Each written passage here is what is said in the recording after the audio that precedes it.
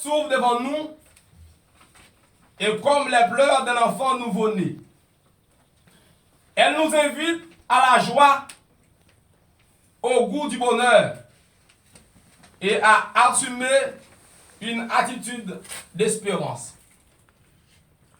Je voudrais que ce mot espérance, qui pour la terre promise est une vertu fondamentale, anime le regard avec lequel nous entrons dans notre destinée. Certes, l'espérance exige de la réalité.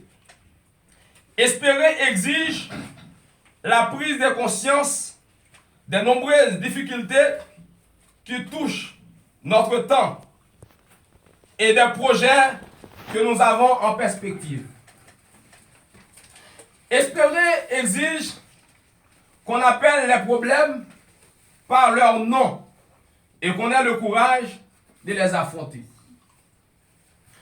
Espérer exige que notre pays, Haïti, porte les signes et les blessures des combats qui se sont succédés dans le temps, avec une capacité destructive croissante et essaie de frapper spécialement les plus pauvres et les plus faibles. Espérer exige de ne pas oublier que l'Église Mission évangélique de la Terre Promise a un projet pour avoir un local à titre de propriété. Malheureusement, 2024 ne semble pas être semé de signes encourageants pour notre pays Haïti, mais plutôt s'envenimer par des tensions et des kidnappings. C'est justement à la lumière de la parole de Dieu que nous ne pouvons pas cesser d'espérer. Espérer exige du courage. Espérer exige la prise de conscience que le mal, la souffrance et la mort ne prévaudront pas et que même les problèmes les plus difficiles peuvent et doivent affronter et résolus.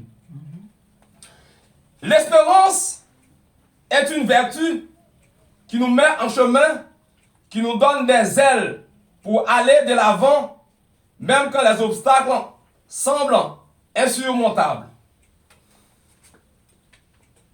Dans cet esprit, je vous accueille ce matin, chers croyants, afin de vous présenter nos vœux les meilleurs pour l'année 2024.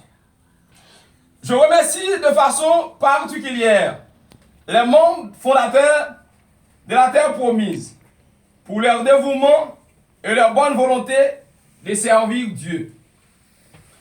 En ce dimanche 7 janvier 2024, je vous suis reconnaissant pour votre si importante et significative, ainsi que pour l'engagement que vous dédiez quotidiennement à consolider les relations qui lient la Terre Promise à Dieu et à son service.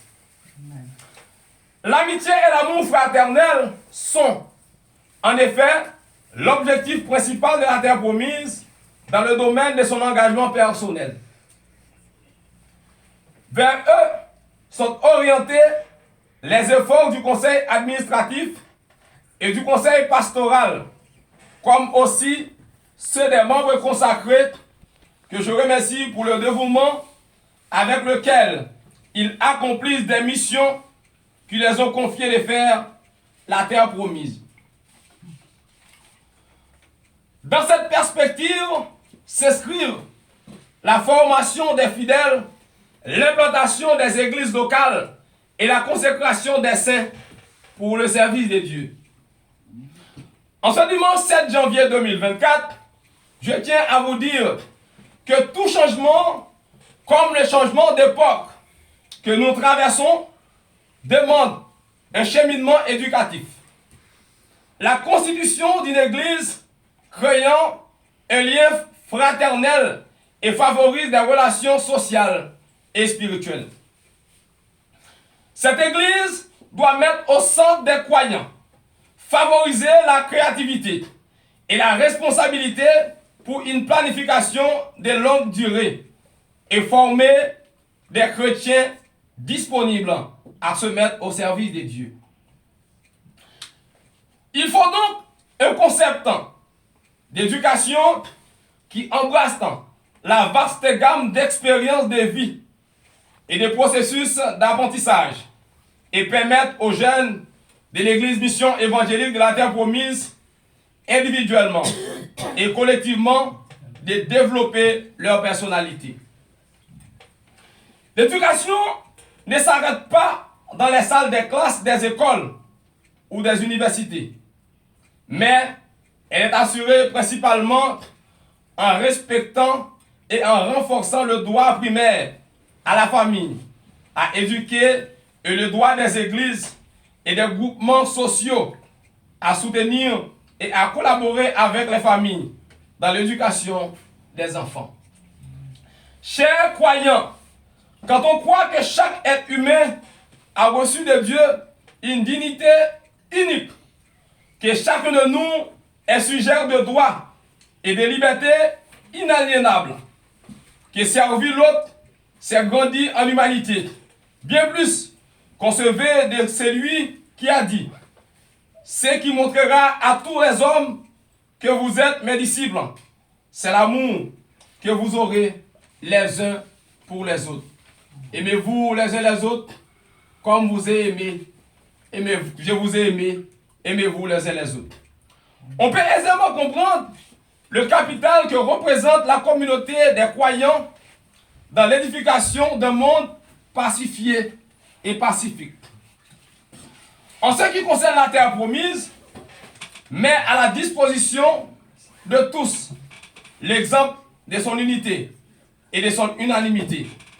Le courage de tant de chrétiens qui ont su aimer leurs ennemis, de tant d'hommes spirituels qui ont trouvé dans l'évangile le courage de vivre la charité dans les difficultés. Partout où la foi est en cause, il y a des chrétiens pour attester en parole et en acte de foi que la délivrance est possible. Chers consacrés, les chrétiens sont présents dans toutes les sociétés, expression de la dimension spirituelle de l'être humain. Les croyants attendent donc légitimement de pouvoir participer dans l'œuvre de Dieu. Malheureusement, on doit observer qu'il n'en est pas toujours ainsi. Nous sommes témoins ces derniers temps, dans certaines églises évangéliques, d'une attitude qui pourrait mettre en péril le respect effectif de la puissance de l'Église. Chers bien-aimés, vous le savez, l'engagement de la terre promise est de ne pas abandonner le premier amour. En effet, je suis convaincu que si les chrétiens étaient capables de surmonter leurs divisions, l'Église serait plus solidaire. C'est pourquoi j'ai toujours favorisé l'amitié et l'amour fraternel, voyant en chacun de ces deux-là un exemple et un stimulant pour l'unité de la famille chrétienne. Chers ministres de Dieu, nous avons la responsabilité de la proclamation de l'évangile de grâce. Tous ensemble, nous pouvons contribuer efficacement au respect de la vie, la sauvegarde de la dignité de l'être humain et de ses droits inaliénables à la sainteté et à la piété. En outre, la pratique d'un style de vie évangélique fait que les chrétiens peuvent aider leurs compagnons en humanité à dépasser les instincts, à poser des gestes de compréhension et de pardon, à secourir ensemble ceux qui sont dans le besoin. On ne mesure pas assez l'influence pacificatrice que les chrétiens unis pourraient avoir leur propre communauté comme au sein de la société civile.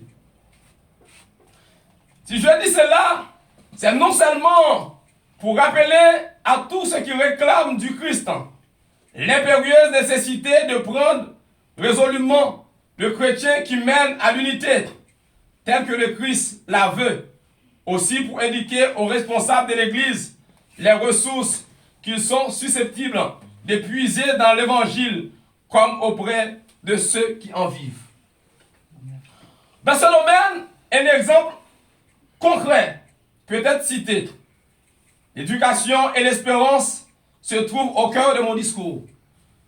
À la lumière de la raison de la foi, l'Église Mission évangélique de la Terre Promise propose une pédagogie de l'espérance afin de préparer un avenir meilleur. Elle désire mettre à la disposition de tous ces énergies spirituelles, convaincue que l'espérance doit trouver son complément dans la charité. Voilà ce que nous proposons humblement à tous les hommes de bonne volonté, parce que nous, chrétiens, nous ressentons l'engagement à nous éduquer nous-mêmes. Ainsi que les autres, à l'espérance comme faisant partie du génie même de notre foi. Telles sont les pensées que je voulais partager avec vous. Frères et sœurs, mesdames et messieurs, alors qu'une nouvelle année nous est offerte. Elle mûrit devant l'espérance, devant Jésus qui a partagé et aimé la vie des hommes.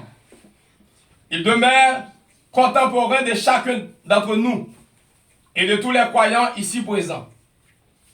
Je confie à Dieu dans la prière leurs projets et leurs réalisations, alors que j'invoque sur vous-même et sur ceux qui vous sont chers l'abondance de ces bénédictions. Bonne et heureuse année 2024. Que cette nouvelle année soit un chapitre de réussite, de sourires et de moments inoubliables pour toi. Que chaque jour de 2024 te soit une opportunité de grandir, de sourire et d'apporter de la joie autour de toi.